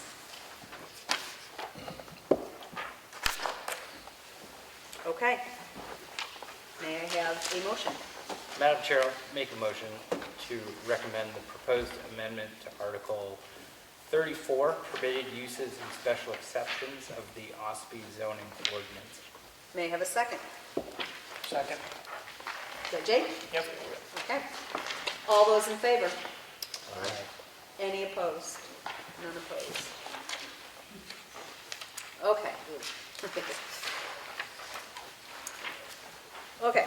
Article 34, Table 1, Chart of Uses. Additions in green, deletions in red. It's going to be a lot of stuff. Okay. 34.1, residential uses. A, single-family dwelling. Nothing changes, except in commercial node, we're changing the footnote from P3 to P2, which we've just read. B, two-family dwelling. Changing roadside commercial from an N to a P, commercial from an N to a P, commercial node from a P3 to a P2. We are adding a new proposed article if voters pass it. No, multifamily. Oh, did I? I thought okay, correct. Multifamily dwellings. Roadside commercial changed from N to P, commercial from N to P, rural from N to P1 footnote, and commercial node P3 footnote to P2 footnote. D, proposed new article if voters pass it. It's the last page. It's going to be the last page, it's the separate article by It's going to be a itself. separate article, so we will get back to that, but we will come back. Okay. If that is proposed, then we're going to have to move up the number. So there's just a bunch of housekeeping. E will turn into F, F, G, G, H for this thing, but that's all iffy if the other one goes. Manufactured home parks changed from permitted in village. Lodging houses. Oh God, I'm so sorry. There's a lot of reading A lot of tonight. reading tonight, yeah, absolutely. Lodging houses. Roadside commercial changed from N to P, commercial N to P, rural S special exception to P, commercial node N to P, corridor N to P. Manufactured home parks. Village changed from P to N. Nothing else changed there. Manufactured home subdivisions. Nothing changed. Manufactured homes. Nothing changed. Commercial uses. Amusement facility. Roadside commercial changed from P footnote 1 to just permitted in roadside commercial. Also changed in corridor from permitted to just permitted. Automobile service station, roadside commercial from P1 to P, corridor P2 to P. Actually, yep, all of these I'm going to read now are changed just roadside commercial and corridor from permitted 1 to general permitted, and that will be amusement facility, automobile service station, automobile truck and repair, bed and breakfast, business offices, inns, hotels and motels, junkyards, personal service shop, repair shop, restaurant, retail store, sales room, and veterinary clinics. So those all are just going to change from P1 to P in roadside commercial and corridor. Storage unit facilities. We had separated out warehouse storage facility from one being to warehouse and storage unit facilities being a second thing. So warehouse only will be changed from permitted 1 to permitted. Commercial will be, we get rid of the floating zone, and that's just permitted. And corridor went from P2 to permitted. The new storage unit facilities are not permitted, and this is a new line item, and it will not be permitted anywhere. Fuel, oil, and propane dispensing storage will be changed from roadside commercial, P1, to just permitted, and in corridor from P2 to just permitted. Commercial residential mixed will be changed from roadside commercial from not permitted to permitted, from commercial from not permitted to permitted, and in corridor from not permitted to permitted. Telecommunication facilities unchanged, property management services unchanged, sports and recreational facilities changed from P1 to P in roadside commercial and in corridor from P2 to P. Athletic and fitness facilities changed from roadside commercial from P1 to P and in corridor from P2 to P. Outdoor and indoor events changed to permitted across the boards. That's a whole new category. It's a whole new category. Institutional uses, churches, changed from SE to P3 in residential, SE to P3 in roadside commercial, N to P3 in commercial, SE to P3 in rural, SE to P3 in commercial node, and SE to P3 in corridor. Civic uses unchanged. Convalescent homes changed from SE to P in roadside commercial, SE to P in commercial, N to P in rural, N to P in commercial node, and SE to P in corridor. Essential services unchanged, permitted across the board. Group homes changed from N to P in roadside commercial, N to P in commercial, N to P in commercial node, and N to P in corridor. Organizations and clubs changed from N to P in residential, and everything else is permitted. Schools, daycare facilities changed from N to P in residential, and SE to P in rural, and everywhere else stays the same, it's permitted. No change in agricultural uses, conservation uses, forestry, recreational facilities, stables and riding schools, recreational camping parks, no changes. Industrial uses, commercial earth excavation, no changes. Light industry, changed from N to P in village, N to P in residential, PFZ to P in roadside commercial, PFZ to P in commercial, PFZ to P in rural, PFZ to P in commercial node, and PFZ to P in corridor. Printing and publishing, changed from SE to P in village, N to P in residential, N to P in rural, and removing the footnote number 2 in corridor. Sawmills, changed from N to P in residential, PFZ to P in roadside commercial, N to P in commercial, SE to P in rural, PFZ to P in commercial node, and PFZ to P in corridor.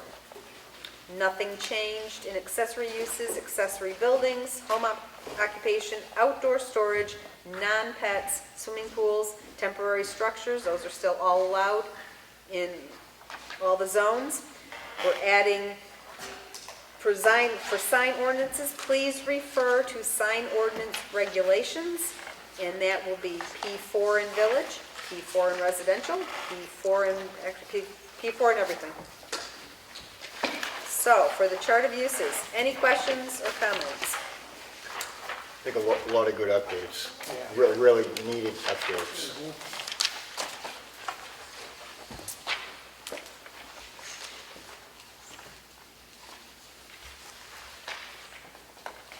Nothing heard, so can I have a motion? I'll make a motion that we recommend the proposed amendment changes to the table of uses, chart of uses for Article 34. May I have a second? Second. Jake seconded. He was fast. All those in favor?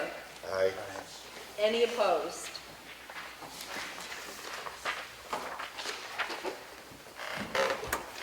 Most candies there. Okay. Article 35. Description of permitted uses. Additions in green, deletions in red. Article 5, description of permitted uses. We are removing, according to vehicle trip generation, as indicated in. So, the descriptions listed below are not to be interpreted as detailed definitions, but rather as extensions, restrictions, or examples of the permitted uses listed in Table 1. Permitted uses in the roadside, commercial, and corridor districts are additionally regulated according to footnotes 1 and 2 of Table 1.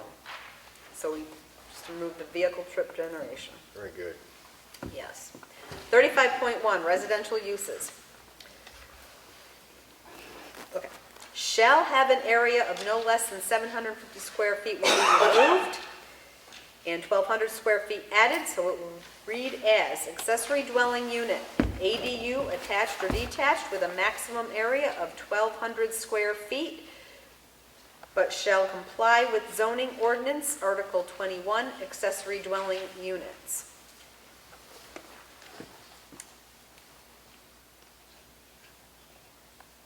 I think we need to get rid of but after the 750 square feet. Yeah, that makes sense. Yep. It's hard reading some of these. Okay. Perfect. B, we will get rid of any two-family dwelling unit or conversion thereto shall be considered a subdivision and shall comply with the subdivision regulations of the town of Ossipee. So it will read, two-family dwelling, a residential building designed for or occupied by two families living independently of each other in individual dwelling units, commonly referred to as a duplex. Lot size for the first unit shall comply with the dimension requirements of Table 2, with the additional lot size for the second unit complying with requirements of Table 3. C, multifamily dwelling. We will remove shall apply only to those existing buildings which are or can be hooked into the town's present sewer system, said buildings. And it will read, multifamily dwellings in the village, residential, and rural districts shall not exceed a total of 4 residential units. A site plan must be approved by the planning board. D, removing multifamily dwellings within the commercial node district shall not be required to be in existing buildings or on town sewer. And it will read, multifamily dwellings in the commercial node district shall not exceed a total of 4 residential units and must meet or exceed all town and state regulations. Added will be, a site plan must be approved by the planning board.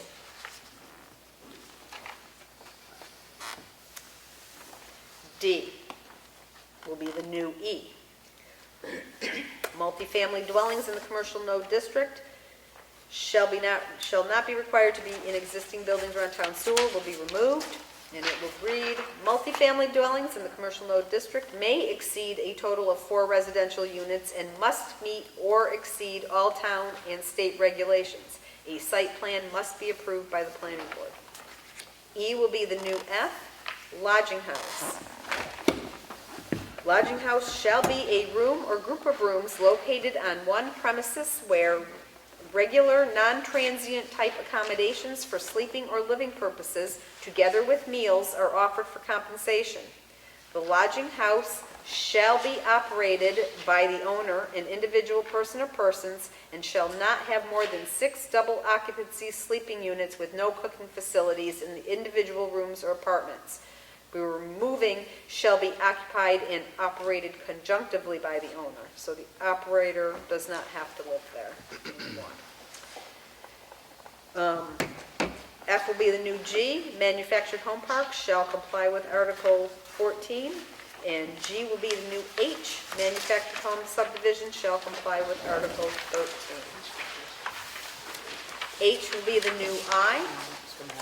All manufactured homes installed after the adoption of the amendment must comply with the most recent specification and standards established by the U.S. Department of Housing and Urban Development, 24 CFR, Chapter 20. 35.2, commercial uses. We are adding some stuff and getting rid of a couple things. Adding. Junkyards, RSA 236:112, parentheses I. Junkyard means a place used for storing and keeping, or storing and selling, trading, or otherwise transferring old or scrap copper, brass, rope, rags, batteries, paper, trash, rubber debris, waste, or junked, dismantled, or wrecked motor vehicles, or parts thereof, iron, steel, or other old or scrap ferrous or non-ferrous material. No junkyard or private dump shall be operated or maintained in the town of Ossipee unless in compliance with permit requirements of New Hampshire RSA 236:111 through :129. We are removing collection of 2 or more junk vehicles. O, this is a new addition to separate out storage unit facilities, as we touched on the chart of uses. O, storage unit facilities, a fully enclosed or semi-enclosed room or space that is primarily intended for the storage of personal property and which will be accessible by the renter of the unit pursuant to the rental agreement. And again, that's distinguished between a warehouse and a storage unit facility. O will be the new P. P will be the new Q. Q will be the new R. R will be the new S. S will be the new T. So that's just housekeeping. T will be the new U. The new V. U will be the new V, which is outdoor-indoor events, a site that accommodates the gathering of groups and/or individuals to host a commercial event, such as a wedding, business meeting, or any other activity. Such events are expected to be conducted indoors, outdoors, which includes accessory buildings or structures that are ancillary uses. 35.4, open space uses. A, agricultural and livestock uses. We have a little bit of addition, and that will be orchard, market garden, nursery, dairy farm, commercial animals, poultry, livestock, or other commercial agricultural activity is allowed in all districts as an accessory use per zoning ordinance 34.6 and 35.6D, 1 and 2. Home gardening is allowed in all districts as an accessory use, including, and this is an addition, including poultry, livestock, and other farm animals. The following restrictions are for commercial operations only. Number 9, farm stands shall be permitted to sell produce grown solely on the property of said farm stand. A farmer's market can sell produce that was produced both on and off the property with a site plan review approval by the planning board. We are removing the sale of garden products grown solely on the property upon the approval of the site plan by the planning board and subject to any reasonable restrictions placed upon the use by the planning board. I'm sure you probably want to. Yeah, we do want to put a D, I was going to say that, yes. And number 9, in the last sentence, in green, a farmer's market can sell produce that was produced, means a D, past tense. 35.6, accessory uses. B, home occupations. 11, planning board site plan approval is required. And that's a new addition for number 11. C, outdoor storage. Outdoor storage of material, well, replace the word arid with and, typo, correction. And/or equipment not for sale that is clearly necessary to the operation and conduct of a permitted principal use, provided that it shall be maintained in good repair. Removed shall be completely hidden by dense growth, fence, or wall. F, temporary structures. An applicant may receive a building permit for 1 year for a temporary structure / recreational vehicle, and recreational vehicles added, while building or reconstructing a residential structure if the temporary structure / recreational vehicle added meets all New Hampshire federal and local requirements. The applicant may receive a 1-year renewal of the building permit if in the judgment of the code enforcement official, the applicant has made substantial construction progress. For a second renewal, the applicant must apply to the zoning board of adjustment for a special exception. That's a lot too. Any questions or comments? Joy, yes. My question is, if the last one on here about multifamily dwellings of 5 or more units, if that passes, where will that go in here? It looks like it goes into. I'm sorry, you called it. It is a separate one, but my question is, where will it go within this one that you just went through? Because under the chart of uses, it's 34.1, it would be D.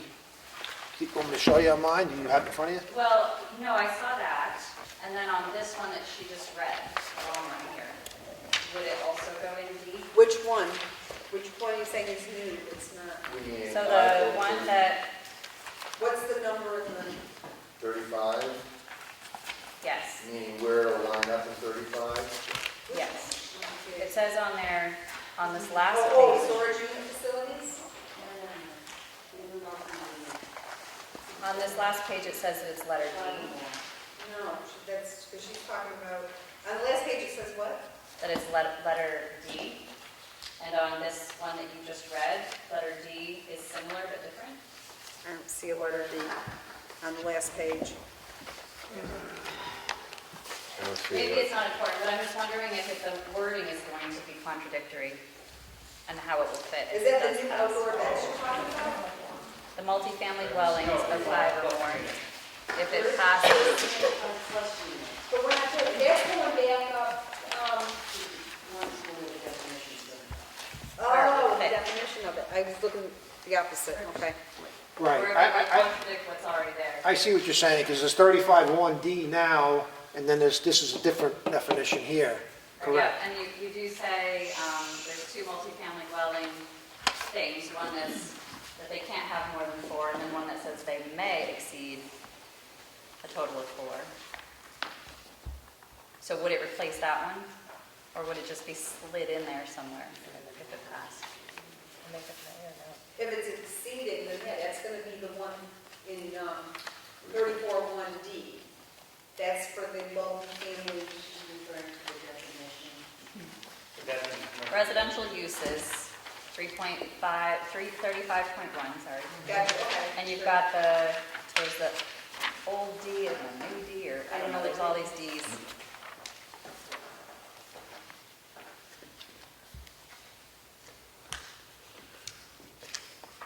Trying to remember which article that segregated between the 5 and the 4 unit. Right.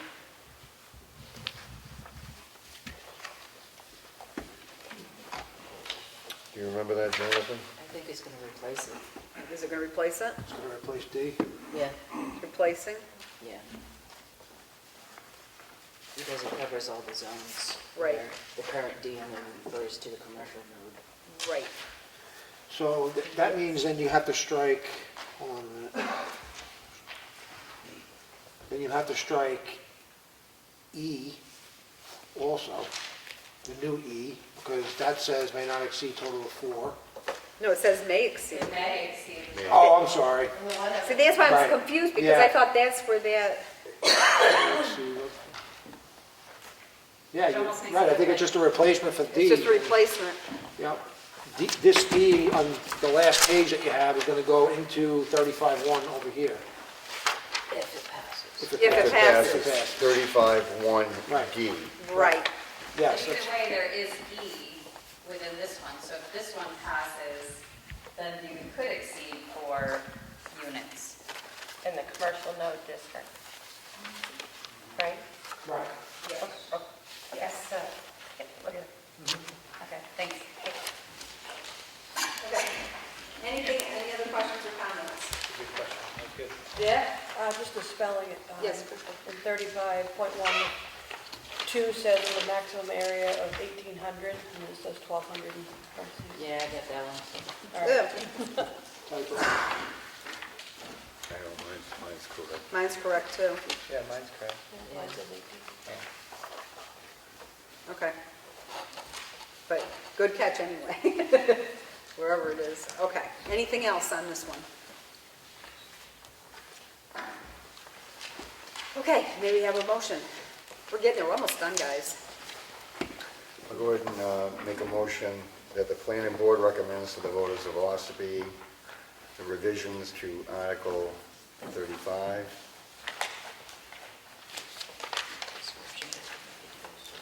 Description of permitted uses. Thank you. I'll second that. All those in favor? Aye. Any opposed?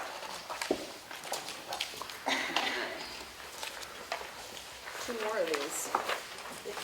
Oh, yay. Okay, proposed amendment to Article 35, Table 2, dimensional requirements. Additions in green, deletions in red.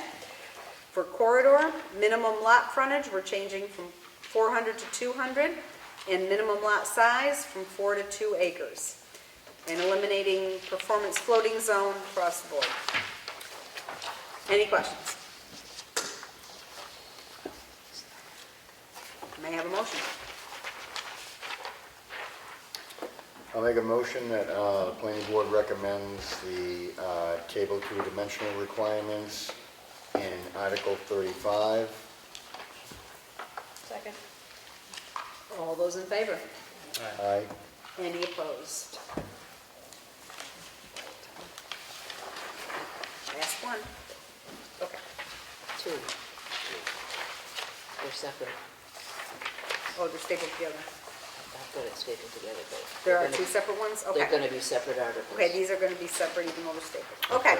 Proposed amendment to Article 34.1D, Table 1, Chart of Uses. Additions in green, deletions in red.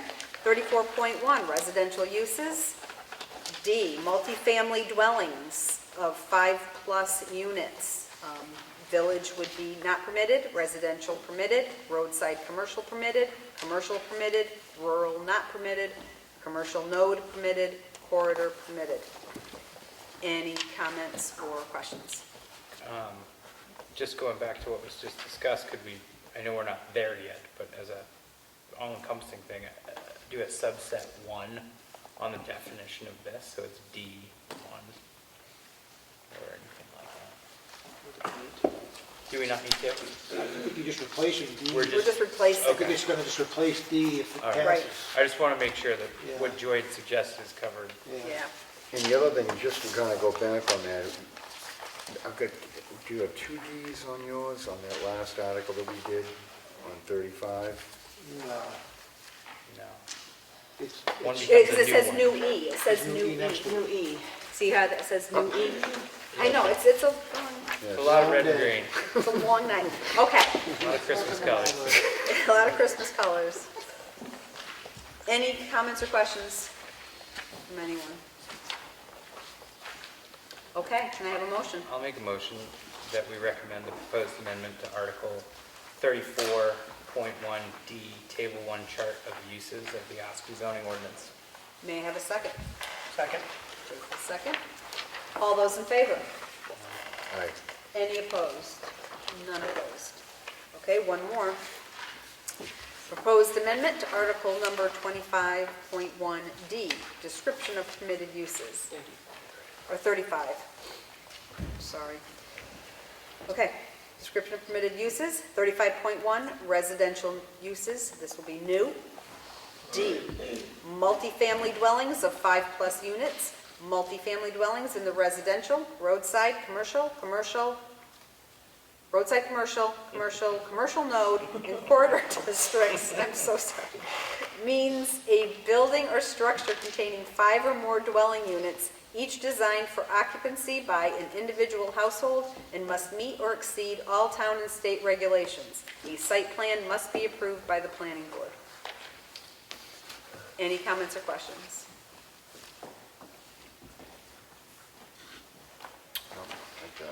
No, we covered it before, I think. So may I have a motion? Come on, Bruce. Bruce, finish strong. Dig deep, buddy. Go, Jake, go. Dig deep. Is Jake grabbing this? Do you want me to grab it? Jake is grabbing it. All right. They want you to do it. All They right. threw it back at you. I make a motion, the planning board recommends to the townspeople for a vote and approval of the proposed amendment to Article 35.1D, description of permitted uses. Second. Who Crystal. seconded? Crystal. Crystal? All those in favor? Aye. Any opposed? None. Wonderful job. Madam Chair, I just want to go ahead and say something if I could. Yes. Just want to thank everybody that was involved in this process. It was a long, arduous 3 or 4 month deal to go through these zoning ordinances that encompass a bunch of the municipal offices, the citizens, people who had just had input coming to the meetings, and it's not the most exciting stuff to go through and to navigate. I just want to say thank you to all those folks that were involved with that. Yeah. I want to thank you all for coming. Yeah. And, you know, Listening. I wish a lot more did, but it's wonderful that you took time out of your busy schedules to come and listen and ask questions and state your opinions and everything else. That's why you're here. That's why you vote on it in March. And thank you for letting it go kind of quickly for all this. Thank you all. You did a great job. Thank you for coming. So, that's set. Now, we will move to our regularly scheduled meeting. Do we have any public input unrelated to any cases or what we just did? Anything different? You can go. No, I know, it's a long night and it's 9 o'clock and people have kids, I get it. So, but thank you again for coming. No public input? Okay. None heard. Meeting minutes. Has everyone here had a chance to review and read our meeting minutes? If so, I'd like the motion that we, Madam Chair, I'll make a motion that we accept the minutes as written. second. Crystal seconded. Madam Chair, I'm going to abstain from this vote as I was absent. Okay. I All abstain as those, well. pardon? I abstain as Yes. well. All those in favor? 1, 2, 3, 4. Any opposed? And we have 2 abstentions, Jake and Bruce. Aye. Good night. Thank you, everyone. Thank you. New business, not applicable. Unsatisfied conditions, nothing's changed, I guess. Unfinished business, master plan. I think at this point, the grant application, we've kind of tied up with this. Yep, I can, real quick, I can Just real quick, I can yeah. burn this thing out and get it sent in this week Do it. if we want to do it. Do we just want to it's nothing lost to gain if we just don't. I'll go ahead and get the signature I need and submit it. Okay, Would that be cool? that would be I'd cool. like to make a motion that we sign grant application. Cool. Okay. Can I have a second? I will second it. Okay. All those in favor? Aye. Any opposed? None. That way it's just, It's done. it's Yep, in the no, absolutely, pipeline. You know. absolutely. Any other business which may come before this meeting, come out here or from the board? Anyone have anything? Next meeting is January 21st, 2020. 17th. I goofed. Oh, you goofed. I was like, the 21st. Okay, next meeting is January 17th, 2023 at 7 PM back at the Freight House where we usually are. I may have a motion to adjourn. I will make, well, I'll make that motion that we adjourn. May I have a second? I'll- Okay, all those in favor? Any opposed? I kill y'all. Meeting adjourned. Crystal. Crystal. Yes. 9:12. I'll Thank call you tomorrow, all. see if I Wonderful can get down job. with that. I'm